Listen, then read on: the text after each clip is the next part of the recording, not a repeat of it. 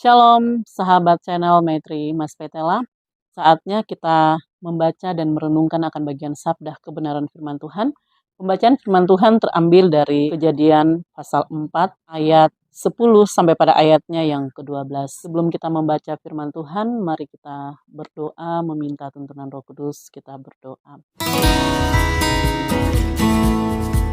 Kami tetap ada dalam kebersamaan pada channel Maitri Mas Petela.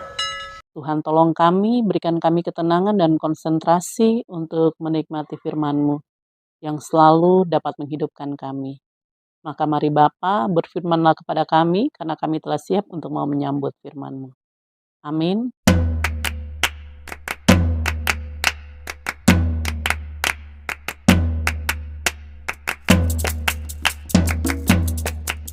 Pembacaan firman Tuhan terambil dari Kejadian pasal 4 ayat 10 sampai pada ayatnya yang ke-12. Firman-Nya, apakah yang telah kau perbuat ini? Darah adikmu itu berteriak kepadaku dari tanah. Maka sekarang terkutuklah engkau, terbuang jauh dari tanah yang mengangahkan mulutnya untuk menerima darah adikmu itu dari tanganmu. Apabila engkau mengusahakan tanah itu, maka tanah itu tidak akan memberikan hasil sepenuhnya lagi kepadamu. Engkau menjadi seorang pelarian dan pengembara di bumi. Demikian sabda kebenaran firman Tuhan. Pembacaan ini diberikan tema darah Habel meminta pertolongan Tuhan. Sahabat channel Maitri Mas Petela, percayakah kita sebagai umat yang telah menaruh iman, harap, dan kasih di hadapan Tuhan ketika mengalami kematian dan perbuatan tangan yang jahat dari sesama dalam membunuh setiap mereka yang telah percaya kepada Tuhan selama hidupnya dalam melakukan perintah-perintah Tuhan dan hidup menjadi benar di hadapan Tuhan. Darah mereka tetap berseru di hadapan Tuhan, sahabat yang terkasih di dalam Tuhan kita, Yesus Kristus. Kita menjadi umat yang taat di hadapan Allah dan umat yang tidak taat di hadapan Allah. Dua bentuk sikap dan adalah penentuan menjadi hidup yang diberkati dan hidup yang tidak diberkati. Itu adalah penentuan Tuhan dan suatu pemberian berkat yang akan Tuhan berikan kepada siapa yang akan menerima berkat Tuhan. Adam dan Hawa yang punya anak, Kain dan Habel, terlihat dari kedua anak ini, siapa yang taat, setia, punya relasi baik dengan Allah dalam memiliki pertumbuhan iman yang begitu bagus di hadapan Allah. Kita lihat kehidupan adik dan kakak, Habel yang adalah adik, dan Kain yang adalah kakak. Mereka memiliki perbedaan dalam setiap pekerjaan mereka. Kalau untuk Kain sebagai petani, sedangkan Habel sebagai pengembala kambing domba, sahabat yang terkasih dalam Tuhan kita Yesus Kristus. Habel, ia bekerja dalam kehidupan sehari-hari sebagai pengembala kambing domba yang punya relasi dengan Tuhan dan selalu melakukan perintah-perintah Tuhan. Sampai dalam menyatakan syukur dan terima kasih atas berkat yang Tuhan telah berikan kepada dia. Allah memberkatinya. Sedangkan Kain sebagai sosok kakak tidak takut pada Tuhan, tidak dengar-dengaran, mengecewakan hati Allah. Dan dalam menyatakan persembahan syukur di hadapan Allah pun juga, Kain terlihat sebagai simbol persembahannya, tetapi tidak sungguh-sungguh di hadapan Allah.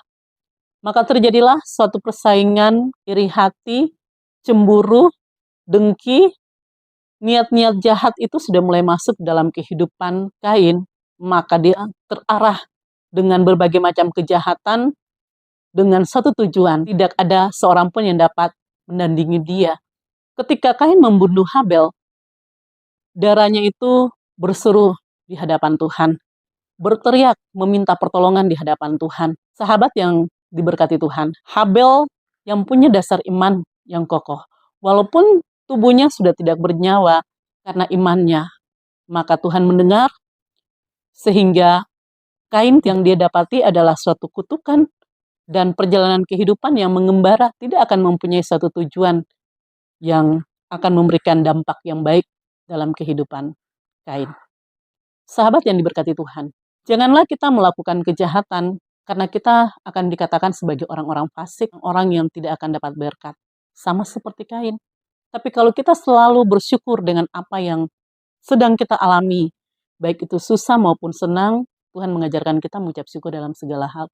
Karena itulah yang diinginkan dalam kehidupan saya dan sahabat. Ketika dalam kesusahan kita bersyukur dan kita berusaha, karena firman mengatakan berdoa dan bekerja. Kalau hanya cuma bekerja tanpa doa, semuanya akan sia-sia dan tidak ada gunanya.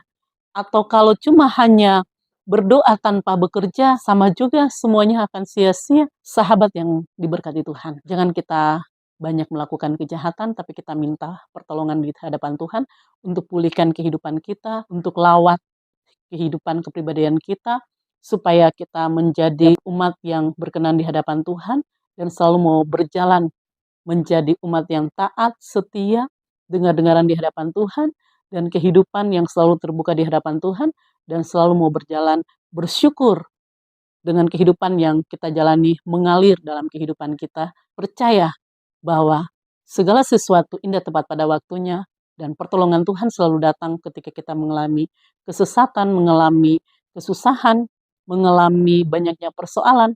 Allah tidak pernah meninggalkan kita. Allah selalu akan datang tepat pada waktunya kalau kita berseru dan meminta kepadanya. Amin.